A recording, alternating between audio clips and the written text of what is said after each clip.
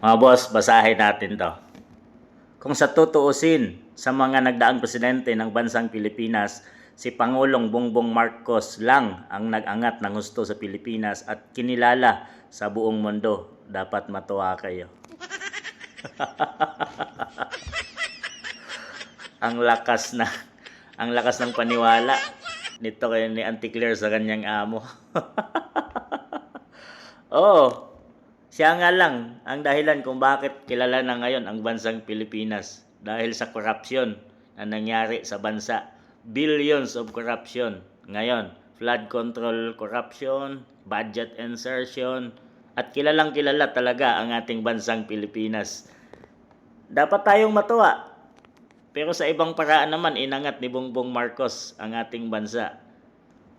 First din, kaya kilala tayo ng ibang bansa. First time na may ipahuli at ipadala sa ICC ang dating Pangulo pa ng bansang Pilipinas. First time ito mangyari.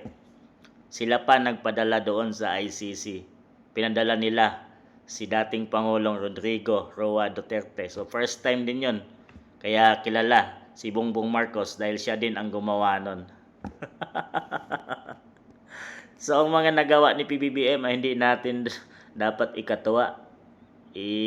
Minsan nakakalungkot dahil ito nangyari sa ating bansang Pilipinas. Ang pagtaas ng dollar laban sa peso. So first time din yun. Walang investment na pumapasok sa ating bansa. So first time din yun. Kilala din tayo dahil natatakot sila pumasok sa ating bansa. Dahil sa naririnig nila yung mga korupsyon na nangyari. So marami yung takot na investor pumasok sa ating bansang Pilipinas. So dapat ba tayong matuwa doon, Auntie Claire? First time din, yung mga kalamidad, nahuhuli yung Pangulo. At first time din na yung kanya mga sinasabi sa SONA ay hindi pala totoo at nalalaman na lang natin. Dahil yung kanyang mga sinasabi, mga ilang araw, hindi pala totoo. Kagaya ng sinabi niya, maraming flood control project nang nagawa. Yung mga ilang araw, bumaha ang buong Pilipinas. So doon pala nalaman na wala palang flood control at marami yung mga ghost project. So ito na yung ngayon na nagkakagulo-gulo na. First time din ay sinangkot yung Pangulo sa mga budget insertion. Saad naman yan ng dating kakampi nila na si Saldico, mga boss. So hindi naman nila inaamin.